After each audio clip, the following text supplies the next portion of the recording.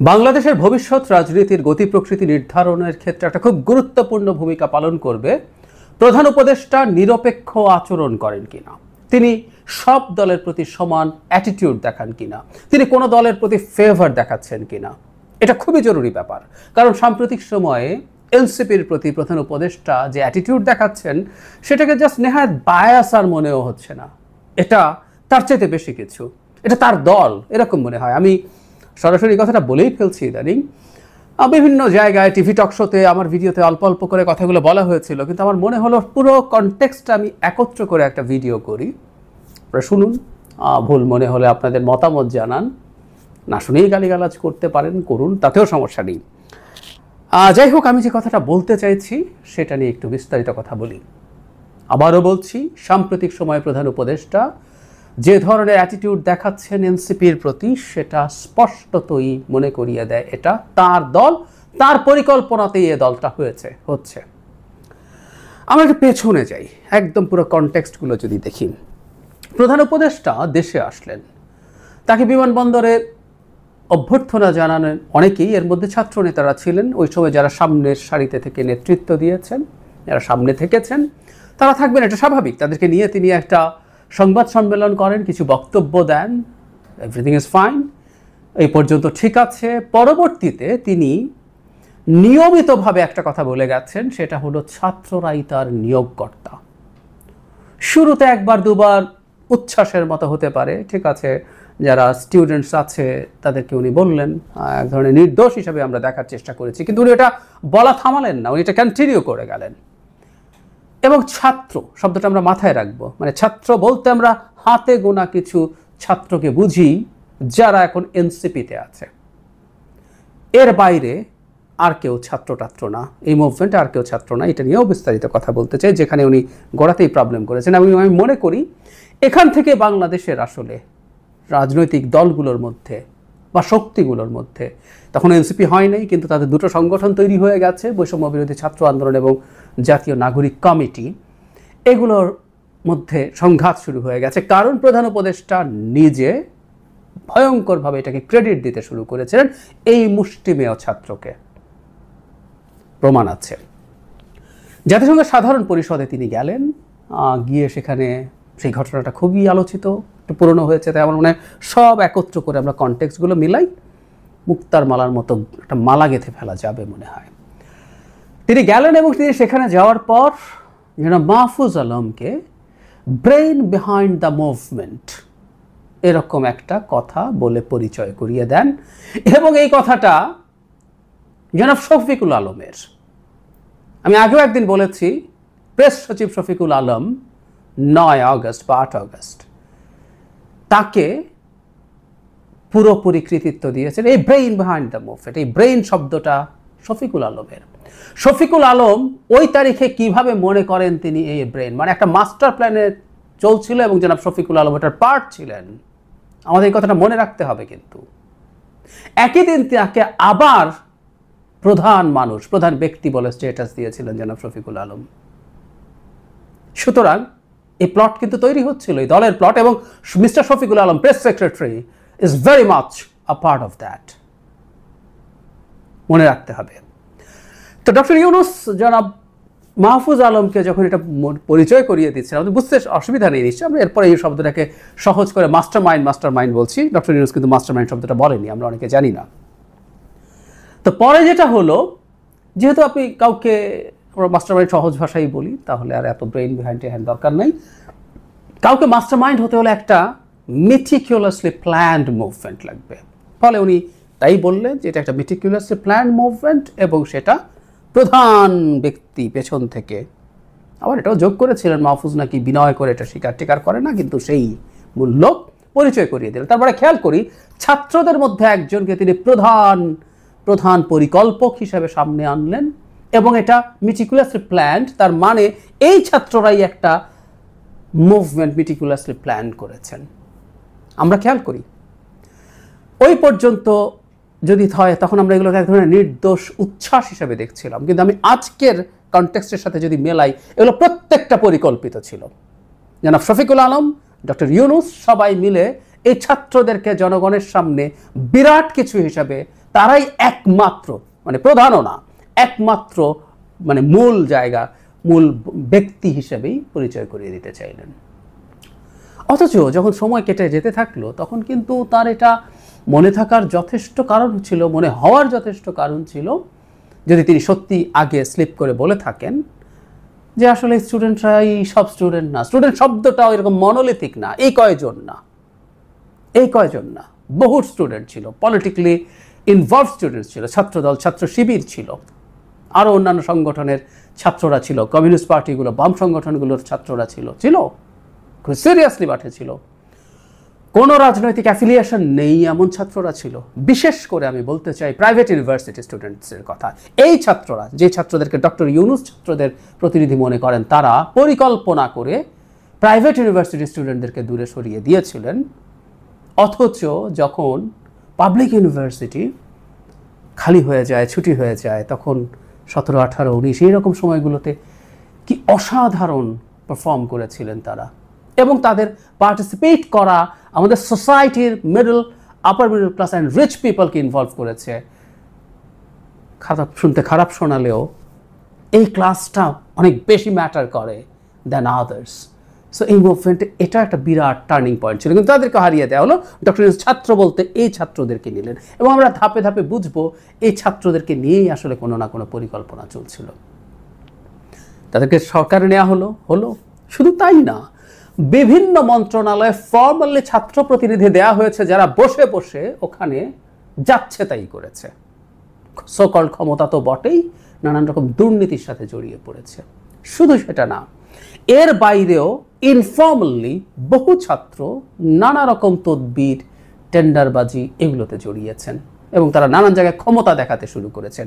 তারা বিভিন্ন জায়গায় মব তৈরি করে করে নানান কিছু ভাঙচুর করতে পারছেন, ওই অফিস করলো, ওই অফিস বন্ধ করে, এসব করতে পারছিলেন। কোথাও কোনো ঝামেলা হচ্ছে তারা গিয়ে হাজির হচ্ছিলেন। জনাব হাসনাত আবদুল্লাহ প্রায়ই, জনাব সার্জিস আলম প্রায় দৌড়ে, তখনও ইনফ্যাক্ট মানে এনসিপি হয়নি, তারা গিয়ে হাজির হতেন। তখন এই প্রশ্ন ক্রমাগত করে গেছে, তাদের অথরিটিটা কি যে তারা যান, কিন্তু গেছেন, এবং তারা একরকম সরকারের হয়ে বিভিন্ন জনের সাথে নেগোশিয়েট করতেন, প্রশ্রয় সরকারের, মানে সরকার তাদেরকে সামনে রাখতে চেয়েছে ক্রমাগত, এবং দেখাতে চেয়েছে ওদের অথরিটি আছে। তারা দল করলেন, এবং দল করার সময়ও অন্যায় ঘটনা ঘটেছে। আমি মনে করি নাহিদ ইসলাম রিজাইন করে যত দ্রুত দলে যোগ করেছেন, এতে খুব ক্লিয়ার যে উনি আসলে দলেই যেতেন, কিন্তু এর প্রায় শেষ সময় পর্যন্ত তিনি সরকারে ছিলেন, এবং বেরোনোর সময় প্রেস সেক্রেটারি ভবিষ্যৎ প্রধানমন্ত্রীকে দেখতে পাচ্ছেন বলে জানিয়েছেন। হ্যাঁ, আমাদের নিশ্চয়ই মনে আছে। অথচ উনি সরকারের একটা কর্মকর্তা, যেভাবে বলি না কেন, তিনি তার একজন সহকর্মীকে শুভাকাঙ্ক্ষা জানাতে পারেন, কিন্তু এখন একটা দলে যাচ্ছেন এবং তাকে ভবিষ্যৎ প্রধানমন্ত্রী বলছেন। মিলিয়ে রাখি, উনি আসলেন, এবং এই দল তার পরবর্তীতে বিভিন্ন সময়ে যা করেছে আমাদের সরকারের দিক থেকে বেশ কিছু আচরণ আমাদের নিশ্চয়ই মনে আছে। একবার একটা চিঠি আমাদের সামনে চলে এসেছিল, ডিসি একটা জনসভার জন্য সাহায্য করতে বলছিলেন। এটা তারা পরবর্তীতে অস্বীকার করছে যে তারা এটা পছন্দ করেন না, চান না, কিন্তু এটা নাকি তারাই করেছে। সরিয়ে রাখি, ডিসি আর সবার জন্য করে না, ওনাদের জন্য করে। শুধু তাই না, একবার পুলিশ প্রোটোকল দেওয়া হয়েছিল যখন বৈষম্য বিরোধী ছাত্র আন্দোলনের নেতারা একদম শুরুর দিকে বিভিন্ন জায়গায় মুভ করছেন, তখন আমরা মিলাব এই জিনিসগুলো ঘটেছে। প্রধান বিষয় এগুলো না, প্রধান বিষয় মানে একেবারে নেকেড একটা ঘটনা আছে, যেটা আমি মাঝে মাঝে বলেছি, পড়ে শুনিয়েছি, আজকেও আবার এর মধ্যে যুক্ত করব। সাম্প্রতিক সময়ে যেটা আরও তীব্র বিতর্ক তৈরি করলো, জনাব নাহিদ ইসলাম ডক্টর ইউনুসের সাথে দেখা করতে পারলেন যখন তার পদত্যাগের আলোচনা প্রচুর হচ্ছে, যখন দেশের সবচেয়ে বড় রাজনৈতিক দলটা, শেখ হাসিনার বিরুদ্ধে সবচেয়ে গুরুত্বপূর্ণ লড়াই করা দলটা বিএনপি, তার সাক্ষাৎ পাচ্ছে না।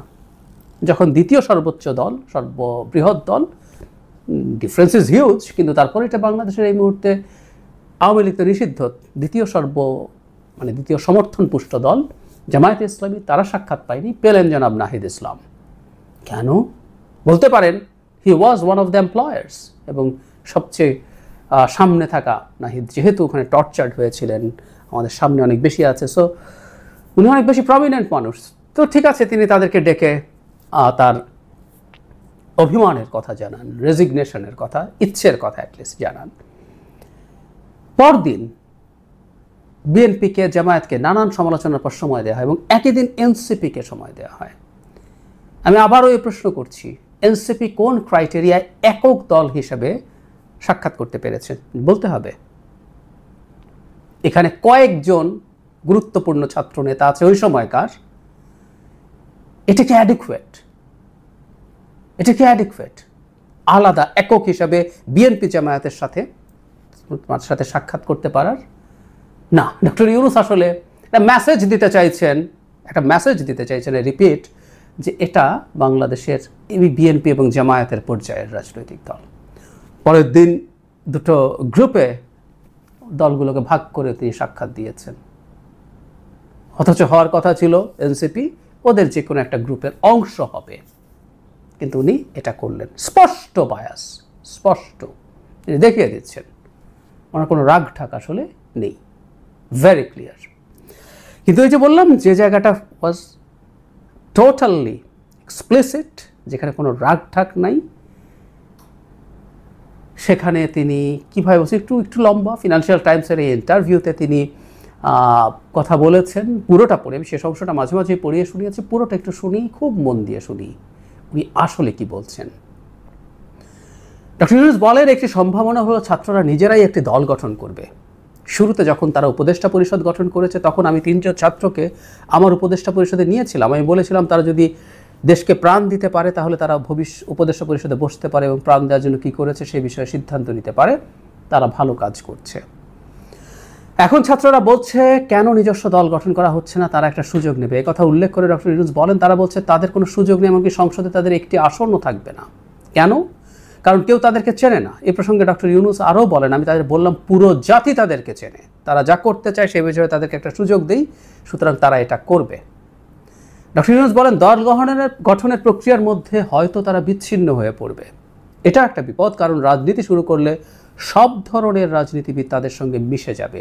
তাই আমরা জানি না তারা আমাদের দেশে যে রাজনীতি তা থেকে নিজেদের দূরে রাখতে পারবে কি না। এ ধরনের সুযোগ আছে যা আমাদের নিতে হবে। তবে ছাত্ররা প্রস্তুত, তারা প্রচারণা চালাচ্ছে, তারা দেশ জুড়ে লোকজনকে সংগঠিত করছে। তারপরে বলছে আমরা মানে ইসলামিস্টদের কথা আসলো, তো উনি বলছেন ইসলামিস্টদের লক্ষণ দেখে। তারপরে যে জায়গাটা ছাত্রদের সম্পর্কে বলা, এই জায়গাটা আগেও পড়েছি, আবার পড়ি, এটাই সবচেয়ে আসল জায়গা। তারা এই পরিস্থিতির রাজনৈতিক দল গঠন করছে বা রাজনীতিতে যুক্ত হচ্ছে, এটা দরকার। কারণ রক্ত দিয়ে তারা যেগুলো অর্জন করেছে সেগুলো তারা রক্ষা করতে হবে। অন্যথায় সেই সব ব্যক্তি নিয়ে যাবে যারা বিগত প্রশাসন ও অন্যান্যদের মতো সব কিছুর পুনরাবৃত্তি করার সুযোগ খুঁজছে। এটাই বাংলাদেশে আমাদের রাজনৈতিক পরিবেশ। সুতরাং তারা এটা রক্ষা করার চেষ্টা করছে। আমি বলবো ছাত্রদের স্বচ্ছ অভিপ্রায় থাকবে। আমি এই জায়গাটা খুব মন দিয়ে আবারও শুনতে বলছি। তিনি বলছেন রক্ত দিয়ে তারা যেগুলো অর্জন করেছে সেগুলো তাদেরকে রক্ষা করতে হবে। মানে এটা একটা অত্যন্ত অসত্য বয়ান। ওনার মতো মানুষের এই অসত্য বয়ান দেওয়া উচিত না। রক্ত দিয়ে এই অর্জন এই ছাত্ররাই শুধু করেছে তা না। ওই যে বললাম, অরাজনৈতিক ছাত্র, রাজনৈতিক ছাত্র, সাধারণ মানুষ, রাজনৈতিক দল, ছাত্রদল না, বিএনপি বিভিন্ন অঙ্গ সংগঠন, জামায়াতের পার্টি, ইভেন বেশ কিছু এক্সট্রিমিস্ট ইসলামিস্ট লোকজন, পার্টি, সংগঠন এর মধ্যে ছিল। রক্ত সবাই দিয়েছে, রক্ত শুধু ছাত্ররা দেয় নেই, কিন্তু উনি এটাকে শুধু ছাত্রদের রক্ত দেওয়ার কথা বলছেন। আবার বলছেন তাদের রক্ত দিয়ে অর্জিত জিনিস তাদেরকেই রক্ষা করতে হবে, না হলে পরের ইঙ্গিতটা যেটা যে বললাম, তারা নিয়ে যাবে যারা প্রিভিয়াস সিস্টেম পুনরাবৃত্তি করার সুযোগ খুঁজছে। তার মানে না হলে তারা যদি এটা রক্ষা করতে না পারে, অপরাপর দল, এই মুহূর্তে তো আর আওয়ামী লীগ আসছে না, এই মুহূর্তে বিএনপি, জামাত সহ অন্যান্য যে রাজনৈতিক দলগুলো ক্রিয়াশীল ছিল, তারা এটা শেষ করে ফেলবে, ডক্টর ইউনূস বলছেন। এবং উনি মনে করছেন ছাত্ররা স্বচ্ছ থাকবে, ক্লিয়ারলি বলছেন। এরপর কি আর বলার বাকি থাকে? এই দলটা আসলে তার চেষ্টায়, তার ইচ্ছায়, টু সাম এক্সটেন্ট তার পরিকল্পনায় তৈরি হচ্ছে। এই হোসা আলোচনা আসতে পারে তিনি তার পরিকল্পনা, তার চিন্তায়, তার চেষ্টায় তৈরি হলে আদৌ কি হবে? তিনি নিজে দল তৈরি করার চেষ্টা করেছিলেন 11-11 সময়। অবশ্য তখন তো ক্ষমতায় ছিলেন না, তারপরও ক্ষমতায় তার ভাবাপন্ন মানুষরাই ছিলেন। উনি দল গঠন করতে গিয়ে ভালো কিছু করতে পারেননি। যাই হোক, সেটা ভিন্ন আলোচনা। সুতরাং এই যে এনসিপি দলটা আদতে তার দল এটা এখন একেবারে প্রকাশ্য, এবং সর্বশেষ যে পরিস্থিতি তৈরি হলো তাতে এটা আরও ক্লিয়ার হয়ে গেছে, একদম পরিষ্কার হয়ে গেছে। জানি না হবে কিনা, কারণ আমরা এখন প্রধান উপদেষ্টাকে ভীষণ ইগোয়েস্টিক আচরণ করতে দেখি। তিনি জাপানে গিয়ে যে ভাষায় কথা বলেছেন, দেশে থাকতেও বলছিলেন, ওখানে গিয়েও বললেন, ইটস অ্যালার্মিং। কিন্তু আমি মনে করি বাংলাদেশে ভবিষ্যতে একটা পলিটিক্যাল সেটেলমেন্টের জন্য সবার আগে যেটা জরুরি সেটা হচ্ছে ডক্টর ইউনূসকে এই দলটার প্রতি বায়াসের অ্যাটিটিউড প্রকাশ্যে দেখানো বন্ধ করা, বা এমনও যাতে মনে না হয় সরকারের কেউ কোনো না কোনোভাবে তাদেরকে সমর্থন করছেন। দুজন ছাত্র উপদেষ্টা তো আছেই এই সরকারে, কিন্তু তিনি ব্যক্তিগতভাবে এটা করছেন। সবচেয়ে ভালো হতো এই দুজনকে আরও আগে বের করে দিলে সরকার থেকে, কিন্তু এটা করবেন না। কিন্তু এখন তিনি নিজে বায়াস দেখাচ্ছেন। বহু ক্ষেত্রেই আমরা দেখব যে রীতিমতো মাঝে মাঝে একটু বিরোধিতার নাটক এনসিপি করে, কিন্তু সরকারের পক্ষে ভীষণ শক্তভাবে তারা রাস্তায় নামে, সাইবার মাঠে নামে, ডিজিটালি নামে, সবই করে। So it's very clear now it is. আমাদের খুব বড় সংকট হবে আসলে ডক্টর ইউনূসের এই বায়াস দেখা। প্রায় বলছি এটা, একটা পরিবারেও বাবা যদি কোনো সন্তানের প্রতি তার বেশি ভালোবাসা ভিজিবল করে তোলেন, সেটাই সংসারেই অশান্তি তৈরি করে। আর বাংলাদেশ এখন অত্যন্ত টার্বিউলেন্ট একটা টাইমে, টার্বিউলেন্ট একটা পলিটিক্যাল স্ফিয়ারের মধ্যে আছে, সেখানে এটা ভীষণ অন্যায়। ডক্টর ইউনূস যদি দেশের ভালো চান, তাকে বেরিয়ে আসতেই হবে এই ধরনের আচরণ থেকে।